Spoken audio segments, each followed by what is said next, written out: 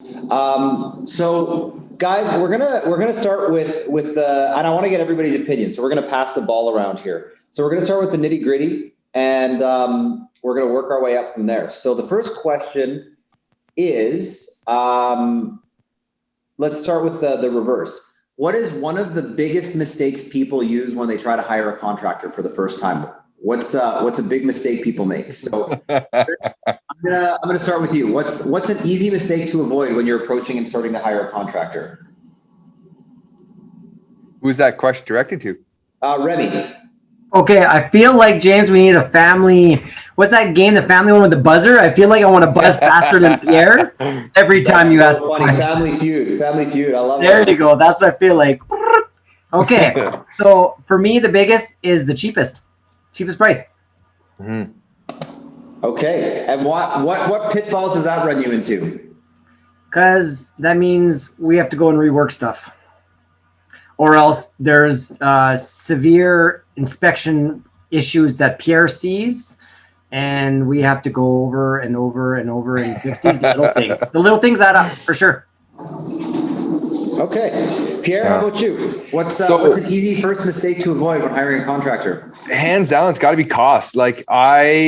Here's the thing. We obviously Mogul sells a ton of up downs. Some of them are from flips, and so you always can tell the quality of the construction based on the cost. And so, I've seen Remy and JP's work hands down is, you're going to pay a little bit more, but you get what you pay for in the industry.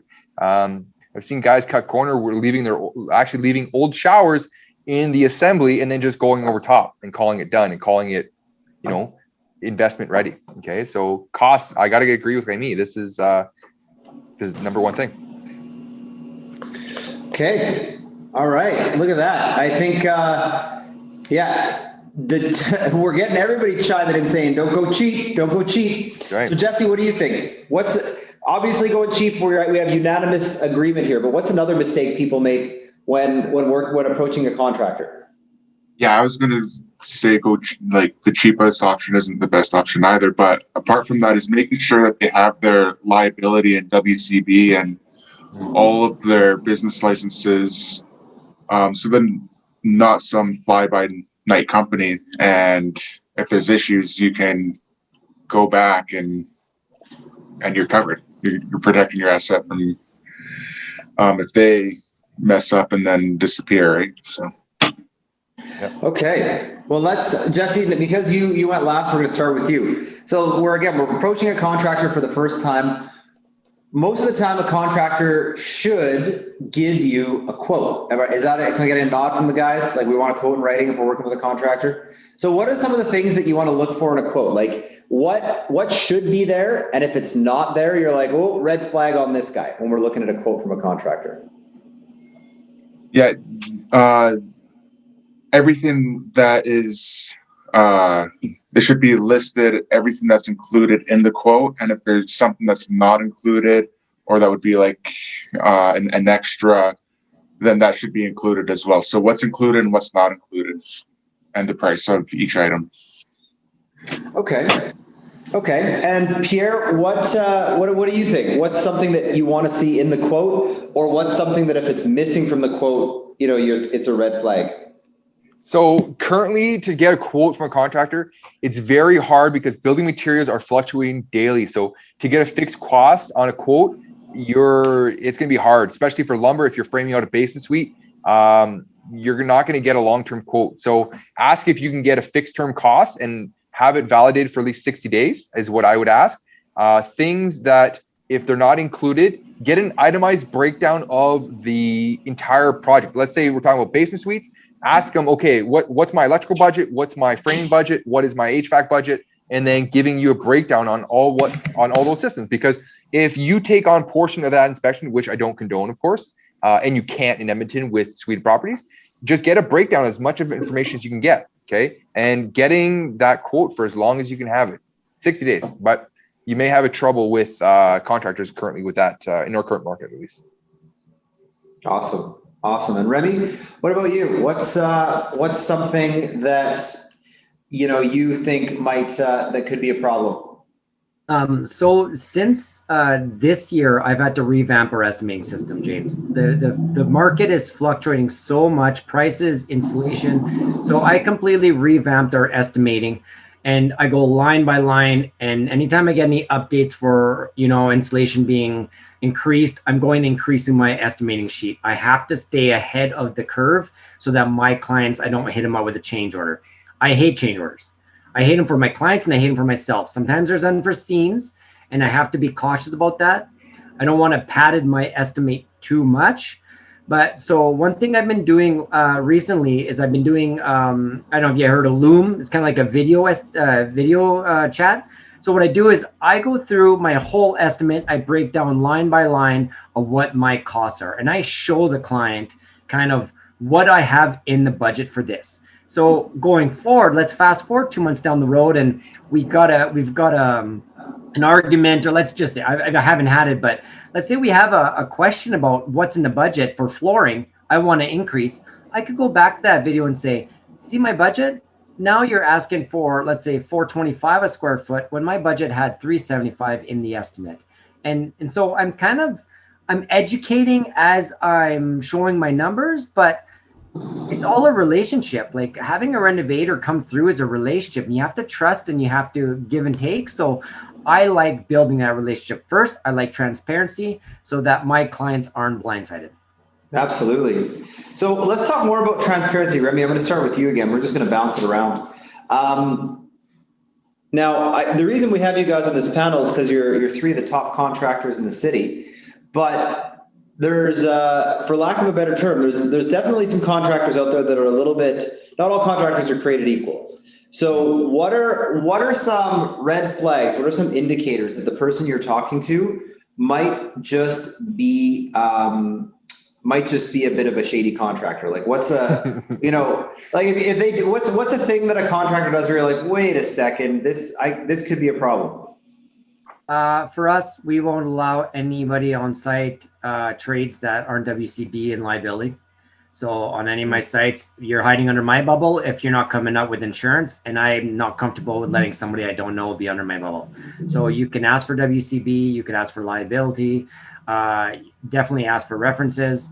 But for me, it's trusting your gut also a little bit, right? If you've got somebody coming in and they're sending you an Excel sheet or something with no real business number, that's a red flag. So it depends on your comfort level. If it's just a small job and it's a cheap one and you just want somebody to go clean your gutters or whatever, that's fine, but you're taking the risk if he falls off your roof coming after you too. So it's a little bit of a trust your gut and trust who you're dealing with, I guess. You're not going to get it right 100% of the time, but you do have to start somewhere, right?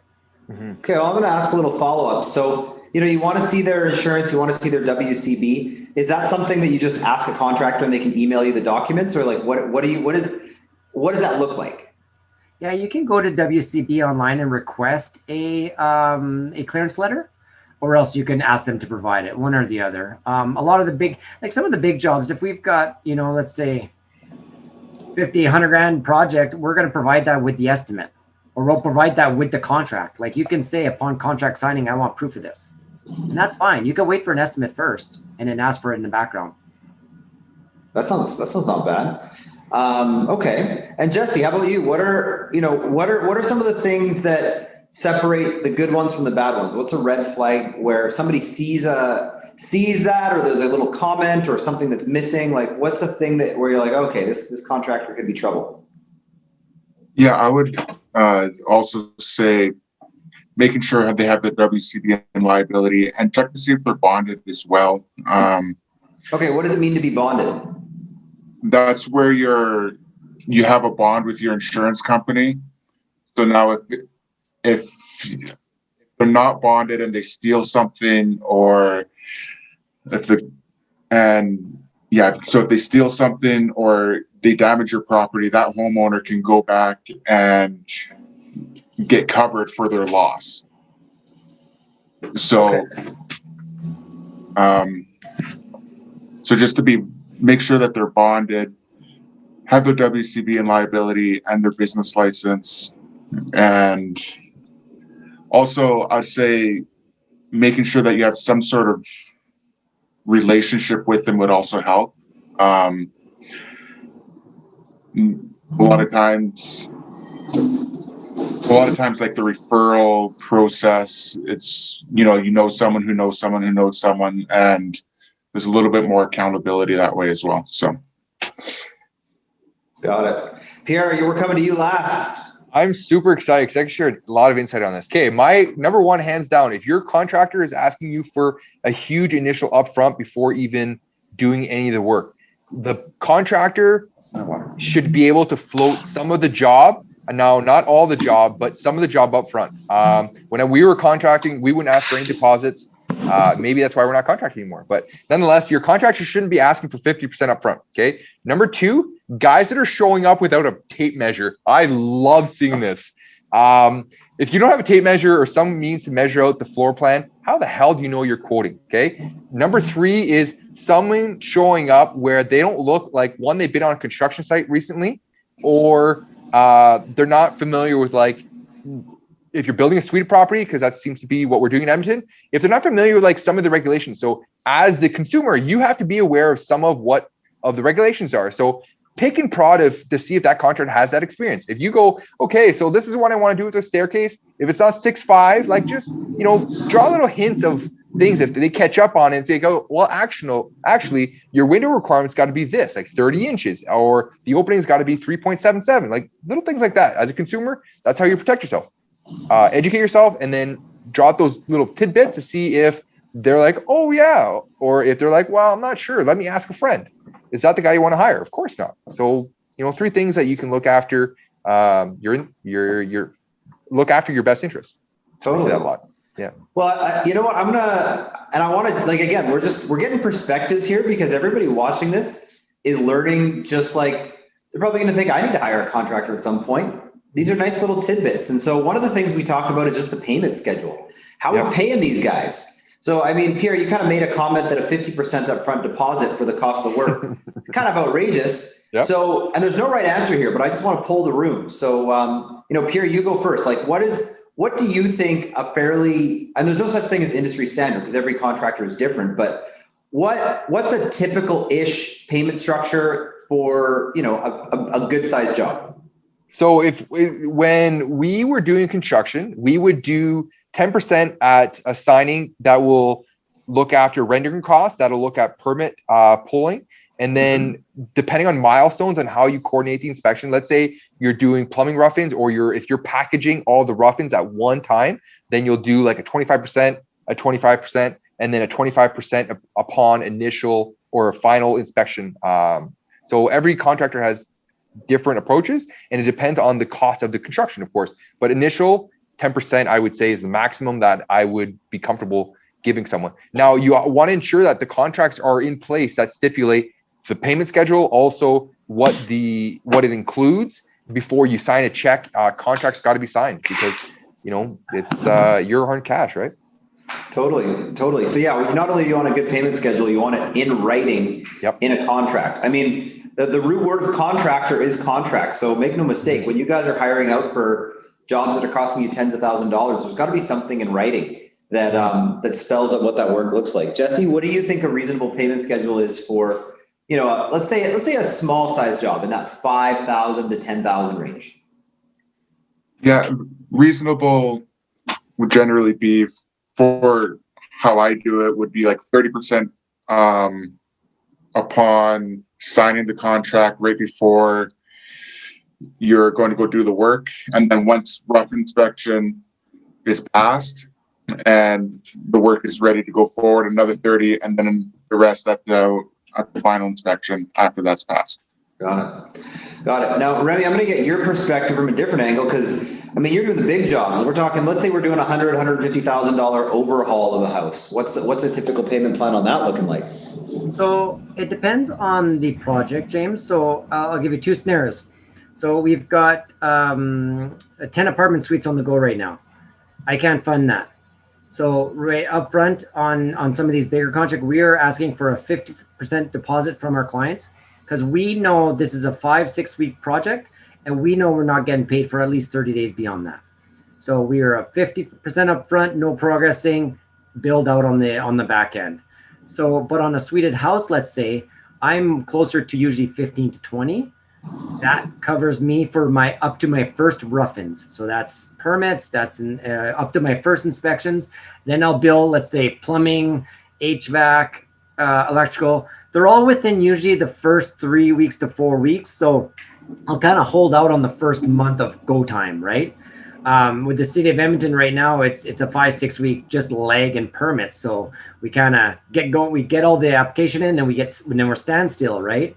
And then I have porta potties I bring on site as soon as we start, and there is some holding costs a little bit there. And I'm not trying to just pat my pocket and be like, haha, I got to hold this deposit, but it's a commitment. You're committing to me, and I'm committing to you, and I'm going to see this job through. So, and then from there, there might be a milestone after like drywall's done, after all the rough-ins are done and we're closing, we're going in, and then it's like flooring, kitchen, kind of the final. So we usually have 4 progress invoice for a secondary suite. If it's a small, let's say condo renovation and I could be in and out a couple weeks, sure, I'll fund it. I have no problem with that. But it depends on the scenario. So there's A, B, or C scenario for me. Yep. It's good info. Good info. Now, we're gonna wade into the murky waters of one of the more awkward situations, but I think it's important for people to know what happens here too. So, at some version of this is a little bit of money up front, a little bit of money in the middle, and then payment on final walkthrough. Now, what happens if that client goes to the final walkthrough and what they see is not what they expected, or they're not particularly happy? Let's talk about conflict resolution, because in an ideal world, the work's done, client's happy, money gets paid. But I know that you guys are thinking about this from the perspective of a contractor, but what would be your advice to a client that was unhappy with the work that their contractor did? How would you resolve that dispute? Because obviously, the contractor has recourse as well. Like they could slap a lien on the property. And so Remy, why don't you go first? Explain what a lien is, and explain resolving that dispute if the final product isn't what you hope. And I know you're a guy who stands behind his product, but let's give general advice on how to resolve that conflict. Step outside of your service and talk to somebody who's, you're advising a friend who hired a different contractor. They should have watched this video first. That's why we do this. Everybody out there is thinking of doing renos. These are important questions to have answered. Yeah, I've been close. Like I've had some contractors come in and say they're going to slap liens on our projects and all that. And I'm not the type of guy that holds out on somebody on a payment if they've done good work. If they haven't done good work, then we're going back to the drawing board and we're trying to find a solution to the problem, right? Like if there's something I did within any of my scope of works that was out of line of what I promised and what I deliver and what I stand for, then let's have a chat. But I've never had to hold a lien on anybody. I've tried to keep my communication, because communication is the key to resolving a lot of these issues. And so it's a back and forth banter. And James, I know in your real estate world, you deal with that a lot too, the back and forth and then the complaint, or, there could be something that way. Putting options on the table. What would you like me to see me do? Is it option A? Is it option B? And we go from there. I've been blessed, I guess, by not having this yet, but we all come across it sooner or later. It's protecting myself and standing by what I did.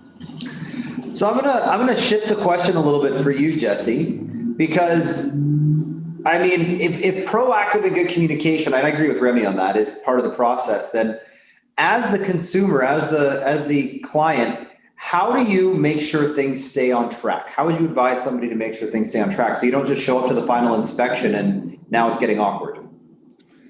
Yeah, how we do it is we keep the homeowner or the renovator, whoever we're working with, up to date with what's going on. And if there's any problems along the way, if we hit a hurdle, we communicate that to them so that they know what's going on.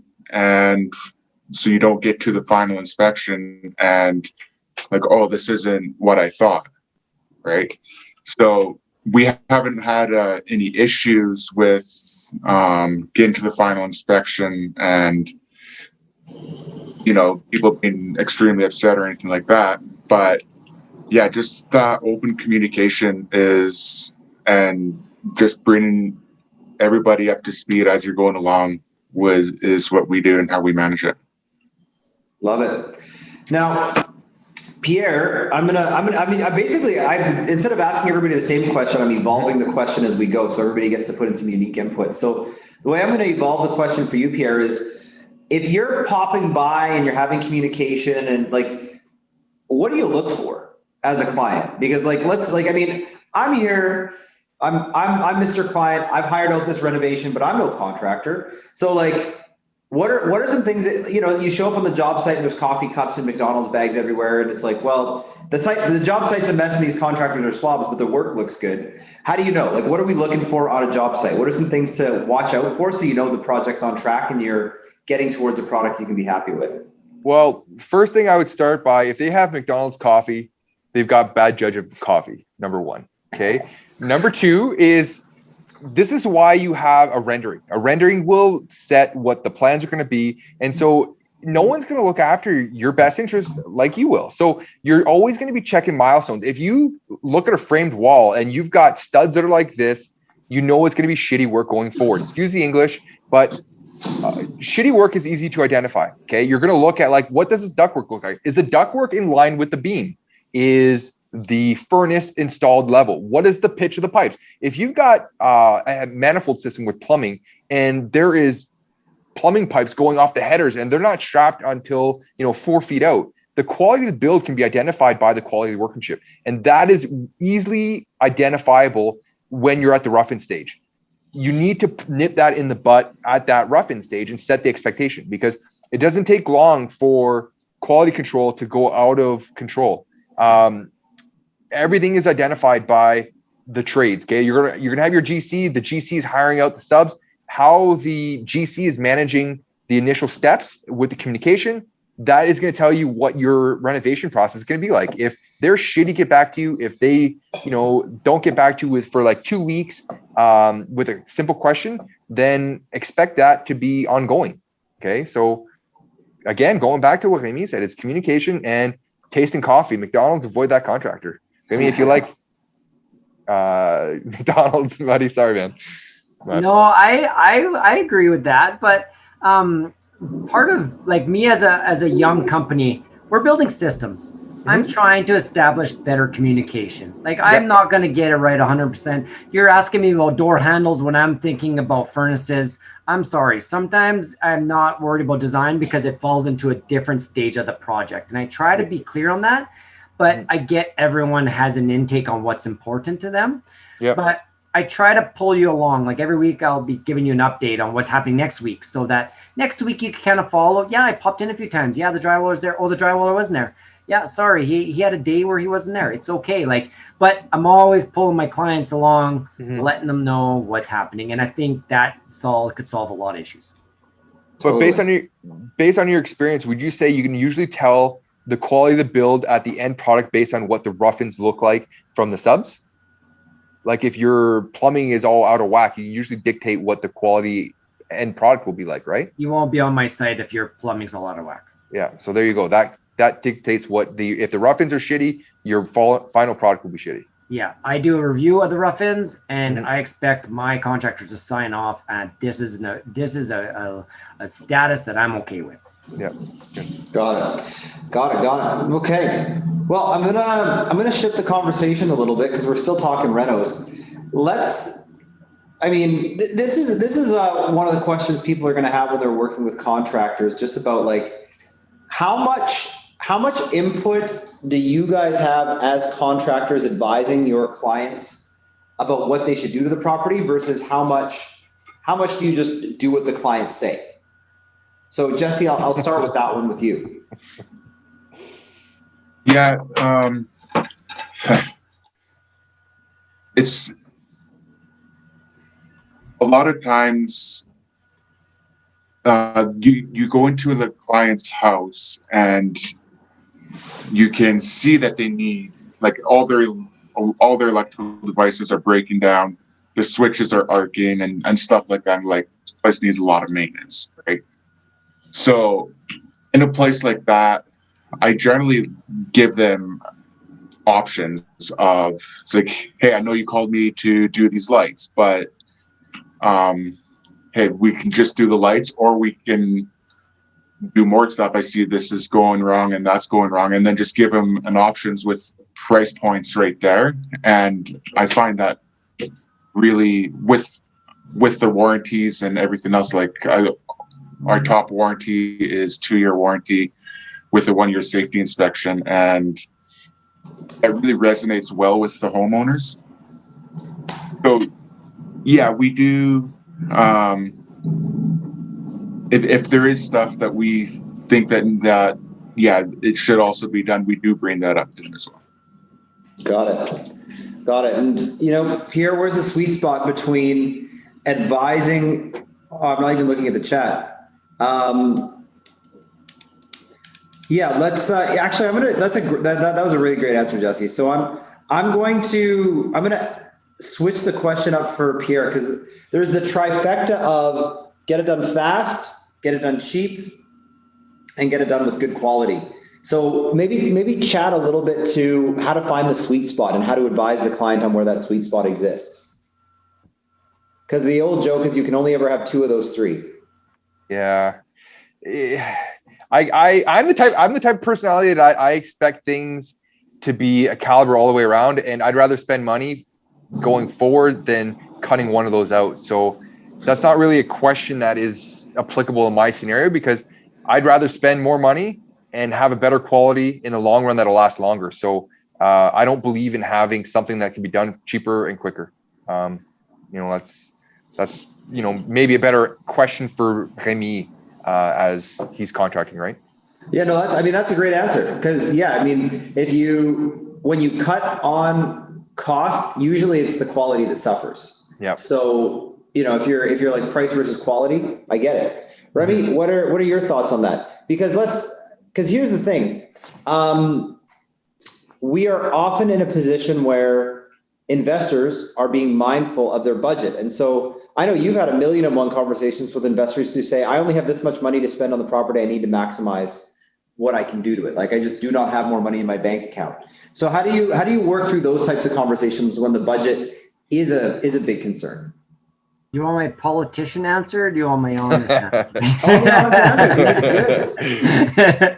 Okay, so I've been filtering clients faster these days on if it's a good fit for me.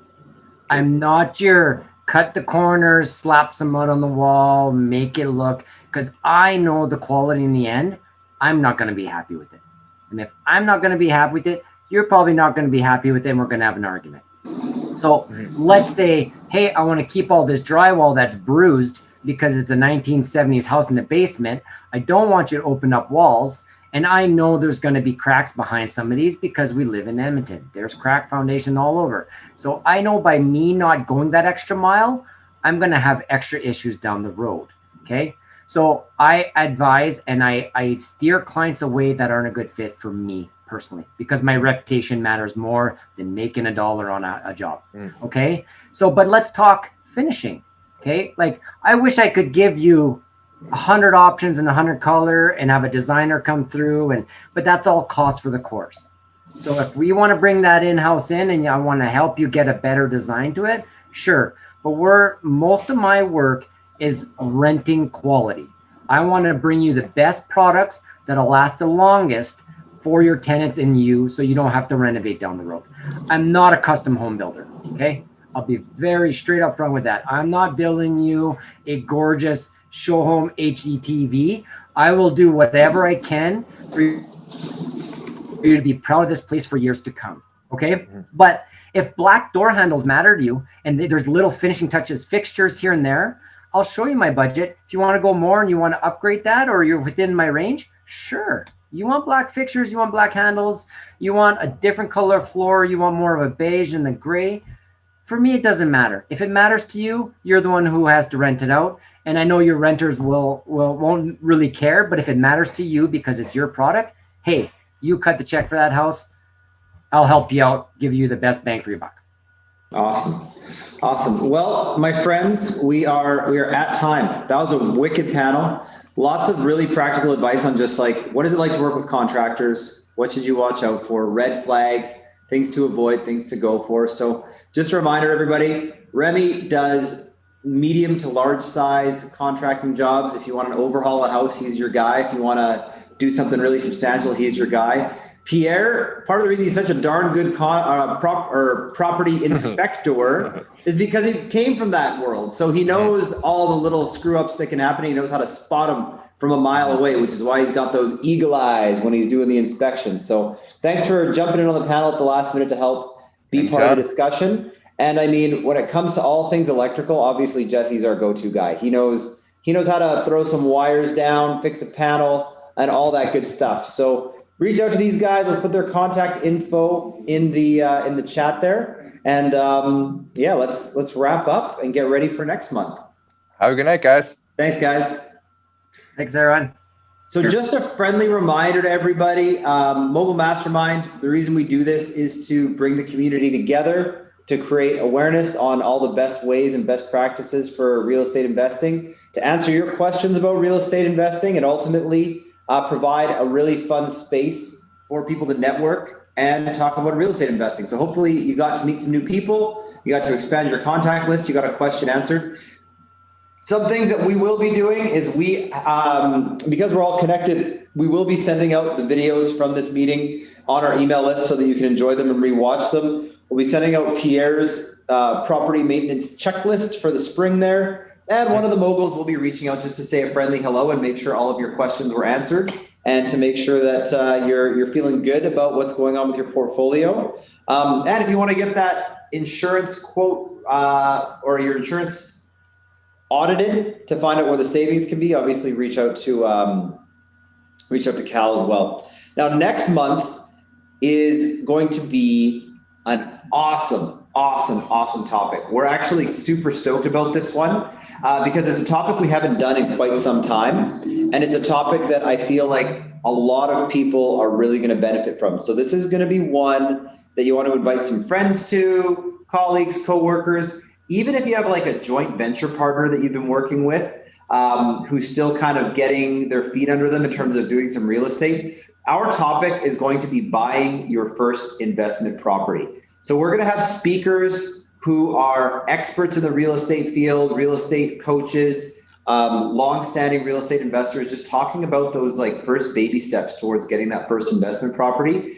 We're also going to pick some of our superstar clients who have actually purchased their first investment property in the last 6 months. So you're going to be able to hear direct from someone who just went through all the nerves, all the emotions, all the stress, all the excitement of buying that first property, how they got themselves set up to do it, and how it's going for them now. So for those of you that are, haven't got your first property yet, or maybe it's your first or second property, or have friends who are thinking about it, this is going to be a session all about that. You're going to hear from the experts. You're also going to hear from people who literally just bought their first property. So it's going to be a great session. Last Wednesday of the month, that's June 16th. Same time, tune in. We look forward to having you guys. And please do reach out with your questions. We're obviously happy to keep the conversation going. Mogul Realty Group, Edmonton, Vancouver, we're here for you guys. So with that, everybody, have a great evening.